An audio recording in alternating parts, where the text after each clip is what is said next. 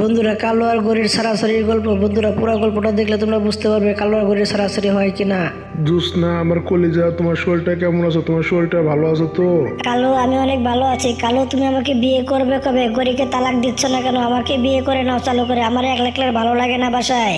জোসনা, তুমি এটা কেমন কথা বলছো? গরি আমার বউ হয়, তাকে আমি তো চালু করে তালাক দিতে পারবো না, একটু সময় লাগবে আমার। দেখো কালো, তুমি যদি আমাকে বিয়ে না করো তাহলে গলা ফাঁসি নিয়ে মরে যাবো, আমি বলে দিলাম, বলছি। ঠিক আছে বাবা, ঠিক আছে, তোমাকে গলায় ফাঁসি নিতে হবে না। ওকে যদি আমি ভালোবাসি না তাহলে ওকে আমি তালাকই দিয়ে দিবো, তুমি চিন্তা করো না। কালো কাওয়া ছিল জঙ্গলের সবচেয়ে ধনী ব্যক্তি। তাকে দেখে সবাই ভয় পেত এবং সে অনেক জেওরা ছিল, আগে থেকে অনেক জেওরা। কালো কাজ কাম করতো না, তার বাপদাদার টাকা পয়সা ছিল, সেগুলো শুধু খালি বসে বসে খায় কালো। কালো তখন সে সেখান থেকে বাসায় চলে আসে। গরি, আমি তোমাকে তালাক দেবো, তোমার সাথে আমি থাকতে চাই না, তুমি আমার বাসা থেকে চলে যাও, চালু করে এখনই চলে যাও তুমি। স্বামী কি এমন দোষ করেছে আমি যে আপনি আমাকে তালাক দিবেন? আমি কি এমন দোষ করেছি? গরি বলো, তোমাকে আমি কোন ভুলের কথা বলবো? কোন ভুল করনি তুমি সেটা বলো। তুমি আমার খেয়ালও রাখো না, কোনো আদর যত্নও করো না, এবং কি তুমি কোনো খাবারও ভালো বানাও না, তাহলে তোমাকে আমি কিসের জন্য রাখবো বলতে পারো? স্বামী, আমি কথা দিচ্ছি এরপর থেকে এরকম ভুল আর কখনোই করবো না। তোমার অনেক যত্ন করবো, অনেক যত্ন করার চেষ্টা করবো, আমি খাবার অনেক ভালো বানাবো। ঘড়ি, আমি ডিসিশন নিয়েছি, তোকে আমি রাখবো না। তুই চালু করে ঘর থেকে বের হয়ে যা। আমার আদর যত্ন করতে হবে না, সেবা যত্ন করতে হবে না, তুই চালু করে আমার ঘর থেকে বের হয়ে যা।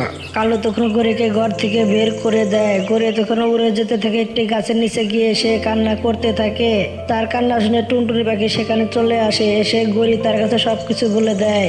কালো ভাই এটা কিভাবে করতে পারে? চলো যাই, আমার সাথে তুমি চলো। তোমাকে তালাক দেখি কিভাবে দেয়, তুমি আমার সাথে চলো, আমি তোমার সাথে যেতে চাই, চলো যাই। টুনটুনি পাখি তখন গরিকে নিয়ে কালুর কাছে চলে যায়। কালু এদিকে রুটি বানাচ্ছিল। কালো ভাই দরজা খোলো, আমি টুনটুনি পাখি এসেছি। যাক বাবা, ভালোই হয়েছে, টুনটুনি পাখি এসেছে, এখন আমার জন্য একটু ভালো হয়েছে। আমি তো রুটি বানিয়ে নিয়েছি, তার কাছ থেকে একটু তরকারি চেয়ে নিবো। কালু তখন দরজা খুলে বাইরে এসে গরিকে দেখে তার মাথা আরো খারাপ হয়ে যায়।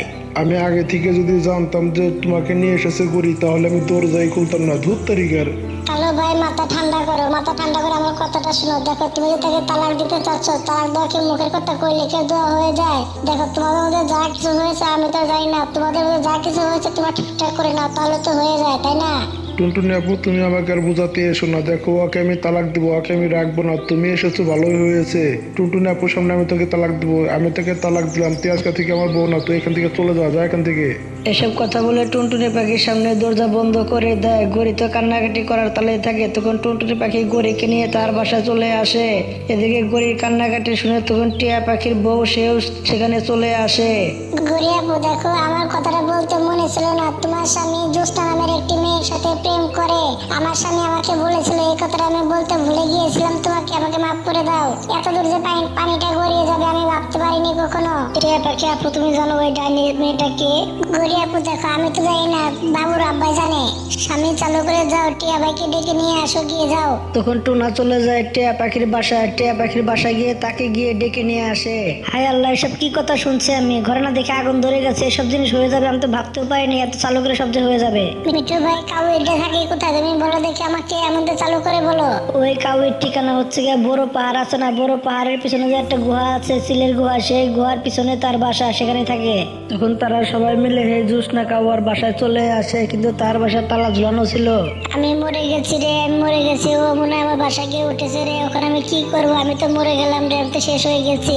সবাই তখন চালু করে কালো কাওয়ার বাসায় চলে যায়। এদিকে জোসনা তো ঘরের ভিতরে বসেছিল। তখন কবুতর তখন দরজা টুকাতে থাকে।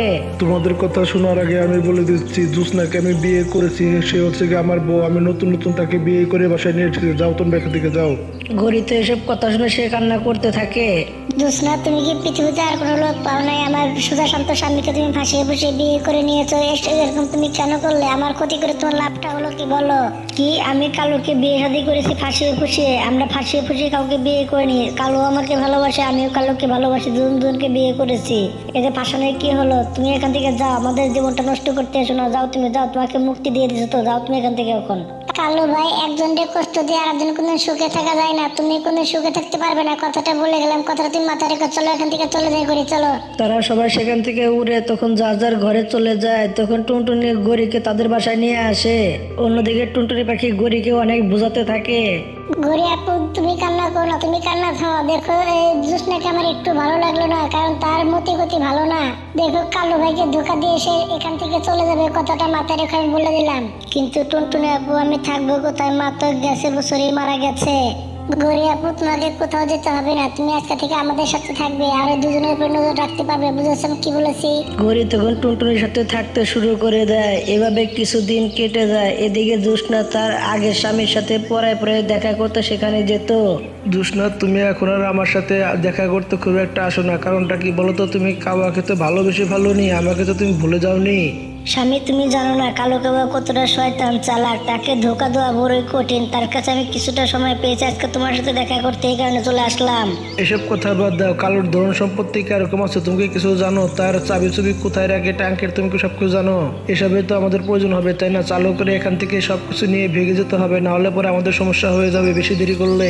কালোর কাছে অনেক টাকা পয়সা আছে, তার সোনা গয়নার অভাব নাই, আর সবকিছুর চাবি আমার কাছে দিয়ে রেখেছে। এইসব কথা বলতে আমি এসেছি। এইসব কথা বলতে আমি তোমার কাছে এসেছিলাম। কালকে রেডি থেকো, কালকে আমরা দুজনে এখান থেকে ভেগে যাব সবকিছু নিয়ে, টাকা পয়সা নিয়ে। কালোর আমি তো রেডি আছি, যখনই তুমি গহনা সবকিছু নিয়ে আসবে টাকা পয়সা, তখন আমরা দুজনে জঙ্গল ছেড়ে এখান থেকে পালিয়ে চলে যাব। জোৎস্না তখন তার বাসায় সে উড়ে চলে আসে। এসে কালোর যত গহনা ছিল সব গহনাগুলো তার কাছে জমা করে একখানে রেখে দেয়। জোৎস্না বউ, তুমি তোমার চোখটা বন্ধ করো, তোমার জন্য আমি কিছু গিফট নিয়ে এসেছি, চালু করে চোখটা বন্ধ করো। জোৎস্না যখন চোখ বন্ধ করে কালো তখন একটা হার পরিয়ে দেয় জোৎস্নাকে।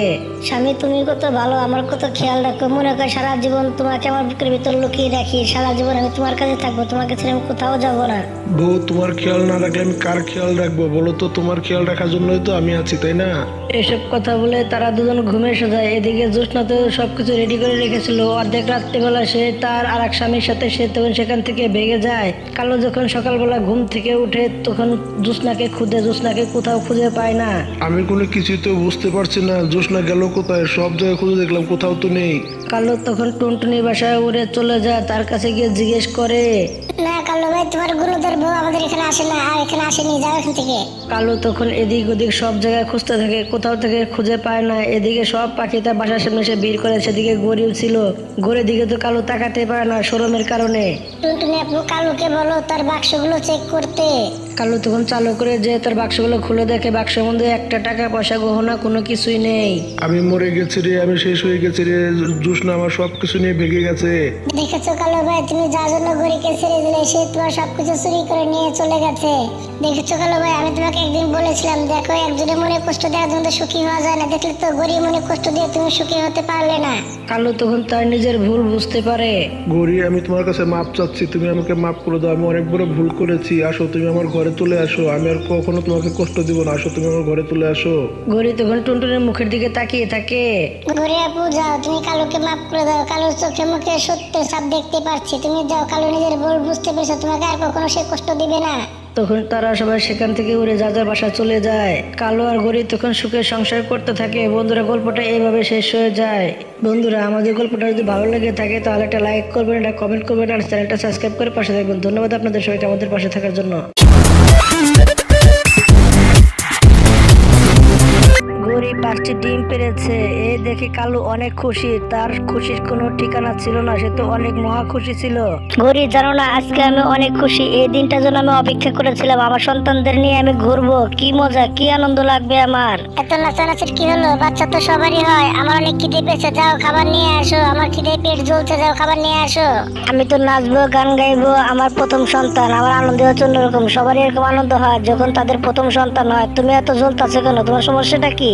তুমি তখন নাচবে, গান গাইবে, তাই না? তুমি তো মহা খুশি, কারণ আমি এখন বাসার মধ্যে বন্ধু হয়ে থাকবো। সারাদিন আমার ডিমের দেখাশোনা করতে হবে। তোমার তোর কষ্ট হবে না, তাহলে কষ্ট তো আমার হবে। তুমি তো হাসবে, তাই না? তুমি কোনো চিন্তা করো না, তোমার কোনো কষ্ট হবে না। পুরো দেখাশোনা আমি করবো। ডিমের বাবাও তো আমি, তাই না? তুমি চিন্তা করছো কেন? ভয় পেও না তুমি।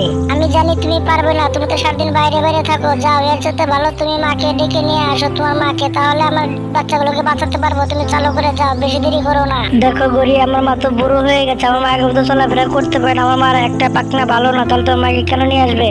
দেখো কালো, আমি যা বলছি তাই করো। দেখো তুমি কি তোমার মাকে নিয়ে আসবে নাকি আমি আমার মায়ের বাড়ি চলে যাবো? পরে কিন্তু তোমাকে সবকিছু একলা একলা সামলাতে হবে, মাথায় রেখো। কালু তার বউকে অনেক ভয় পেত, এই কারণে সেই বউয়ের কথা মতো তার বুড়ি মাকে বাসায় আনতে চলে যায়। কালু বাবা, তোর এতদিন পরে মায়ের কথা মনে পড়েছে বাবা, আয় বাবা আয়, ভিতরে আয়, ঘরের ভিতরে আয় বাবা। কালুর মা তখন কালুকে ঘরের ভিতর নিয়ে তাকে বসতে দিয়ে তখন তাকে জিজ্ঞেস করতে থাকে, কালু বাবা বল তুই কি খাবি? ঘরে আটাও আছে, চাউল আছে, তোকে কি রুটি বানিয়ে দিবো না ভাত পাকিয়ে দিব? না মা, খাবার খাবো না, খাবার খেয়ে আমি এসেছি, তোমার সাথে জরুরি কিছু কথা আছে। বন্ধুরা, ভিডিওটি ভালো লেগে থাকে তাহলে একটা লাইক করবেন আর একটি কমেন্ট করবেন আর চ্যানেলটি সাবস্ক্রাইব করে পাশে থাকবেন। ধন্যবাদ আপনাদের সবাইকে আমাদের পাশে থাকার জন্য। এই কারণে আমি এখানে এসেছি। আমি জানি তুই তো আমাকে দেখতে আসিস না কখনো, তুই এসেছিস যেহেতু যে কোনো কাজে এসেছিস, বল এখন তোর কি কাজ আমাকে সব কিছু খুলে বল দেখি। মা, গড়ি 5টি ডিম পেরেছে, গড়ি সোজাসুজি বলে দিয়েছে সে সারাক্ষণ ডিমের ভিতর বসে থাকতে পারবে না, এই কারণে তোমার কাছে এসেছে আমার বাচ্চাদের বাঁচানোর জন্য। মা, তুমি আমার বাচ্চাকে বাঁচাও। এসব কথা শুনে তার মা অনেক খুশি হয়ে যায়, বলে কি আমার নাতি হবে, আমার নাতির সাথে খেলা করব, মজা করবো, কি আনন্দ হবে আমার। এদিকে গড়ি খবর তার শাশুড়িকে একটু পছন্দ করতো না, তার তো মন খারাপ হয়ে যায়। গড়ি দেখো আমি মাকে নিয়ে এসেছি, এবার তো খুশি তাই না?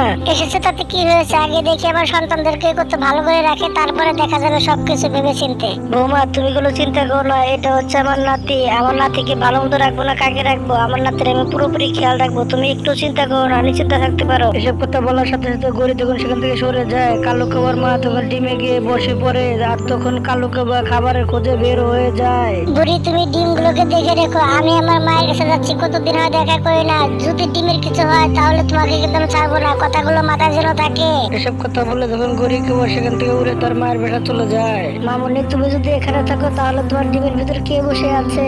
মা, আমি ওই বুড়িকে রেখে এসেছি আমার ডিমগুলো দেখাশোনা করার জন্য। দেখ মামনি, তোর শাশুড়ি খুব একটা ভালো না, তোর ডিমগুলো যদি নষ্ট করে ফেলায় তখন তুই কি করবি? তোর যাওয়া উচিত আমার মনে হচ্ছে। মা, তুমি কোনো চিন্তা করো না, আসার সময় আমি বলে এসেছে যদি আমার ডিমের একটা কিছু হয় তাহলে ওর আমি 12টা বাজিয়ে দিব। ওই বেটি ভয়ে আর কোনো কিচ্ছু করতে পারবে না, ওই ডিম তো ভাঙবে দূরে থাকে, ওটা হাতটা ধরেও দেখবে না ওই ডিমগুলো। গুড়ি খাওয়া তখন তার মার সাথে গল্প করতে থাকে। অন্যদিকে কালো যখন বাসায় খাবার নিয়ে আসে তখন দেখে গড়ি নেই, তখন তার মার কাছে গড়ির কথা জিজ্ঞাসা করতে থাকে। মা, তুমি কি গড়িকে দেখেছো? আমি তো গড়িকে কোথাও দেখতে পাচ্ছি না, গড়ি কোথায় গিয়েছে মা? কালো গড়ি তার মায়ের সাথে দেখা করতে গেছে, কিছুদিন পরে চলে আসবে, তুমি কোনো চিন্তা করো না বাবা, নিশ্চিন্তায় থাকো। এভাবে দুপুর থেকে রাত হয়ে যায়, তবু গড়ি খাওয়া আসে না। এই দেখে তারা চিন্তার মধ্যে পড়ে যায়, কারণ ডিমে থেকে একটিবারের জন্য উঠতে পারেনি কালোর মা। কালো বাবা, গরিব বৌমা তো এখনো আসলো না তার মার বাড়ি থেকে, তুই একটু ডিমের উপরে বস, আমি নদীর থেকে একটু পানি খেয়ে আসি, অনেক পানি পিপাসা লেগেছে বাবা। ঠিক আছে মা, তুমি যাও পানি খেয়ে আসো, চালু করে চলে এসো, আমি ডিমের উপরে বসে থাকি। তখন কালোর মা উড়ে চলে যায় পানি খেতে। এদিকে গড়ি রাত্রেবেলা তখন চলে আসে বাসা, দেখে কালো বসে আছে ডিমের উপরে, এদিকে সে অনেক রেগে যায়। আমার মা তো সত্যি কথাই বলেছিল, এই বুড়ি আমার ডিমের একটু চিন্তাও করে না, সে তো নিজে চিন্তা করে, তুমি না তাহলে আজকের ডিমটা নষ্ট হয়ে গেত তাই না? গড়ির কথা সাবধানে বলো। মা হবাই গেল পানি খেতে, সারাদিন মা ডিমের উপরে বসেছিল। তারা এসব কথা বলা বলে করছিল, তখনই কালুর মা সেখানে চলে আসে। দিকে গড়ি তাকে দেখে ঘুমের ভান করে থাকে। এইভাবে দিনগুলো কাটতে থাকে। অন্যদিকে গড়ি খাওয়া হাসি খুশি ভাবে ঘুরে বেড়াচ্ছে, আর অন্যদিকে একদিন 5টা ডিম থেকে শুধু 5টি বাচ্চা বের হয়। বাচ্চাগুলো তার দাদিকে দেখে তাকে মা মনে করে, কিন্তু তার মা তো সে না। তার দাদি তাদেরকে বোঝা তোমার মা অন্যজন, আমি তোমার দাদি হই। এইভাবে তার নাতিপুতিকে অনেক আদর যত্ন করতে থাকে।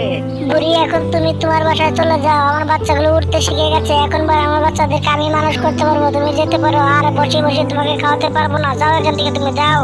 বৌমা দেখো, তুমি আমার নাতিদের কাছ থেকে আমাকে আলাদা করো না, আমি তাদের দাদিমা হই, আমি এত কষ্ট করে মানুষ করলাম, তুমি আমাকে এখন তাড়িয়ে দিচ্ছ কেন? আমাকে আর কটা দিন থাকতে দাও না, আমার নাতিদের কাছে থাকতে দাও না আমাকে কটা দিন। ও বুড়ি, বুঝতে পেরেছি, তোর বসে খেয়ে খেয়ে তোর আসলে চোখে জমে গেছে তাই না? আরো বসে খেতে চাইছিস? আমার বাসা থেকে বের হয়ে যা বলছি, না হলে তোকে আমি ঘাড় ধাক্কা দিয়ে বাসা থেকে বের করে দেবো। গেলে এখান থেকে যা বলছি, যা, সরে যা চোখের সামনে থেকে, এখনই বের হয়ে যা। গড়ি তখন কালুর মাকে অপমান করে বাসা থেকে বের করে দেয়। এইভাবে কালুর মা তখন কাঁদতে কাঁদতে সেখান থেকে পোটলা নিয়ে তখন সে উড়ে চলে যায় বাসা থেকে। এদিকে বাচ্চাগুলো গড়ি কোনো মতে কন্ট্রোল করতে পারছিল না, বাচ্চাগুলো তার মায়ের কোনো কথা শুনছিল না। খাওয়ার বাচ্চাগুলো তখন পালিয়ে তার দাদির বাড়ি উড়ে চলে আসে। এদিকে তার দাদি তাদেরকে দেখে অনেক খুশি হয়, তখন তাদেরকে বলতে থাকে, দাদু ভাই তোমরা কি একলা এসেছো? তোমার আব্বু আম্মু কোথায়? তারা আসেনি? দাদি মা, তোমাকে ছাড়া আমাদের ঘুম আসছিল না, তাই আমরা তোমাদের কাছে চলে এসেছি পালিয়ে, 5 ভাই বোন আমরা চলে এসেছি।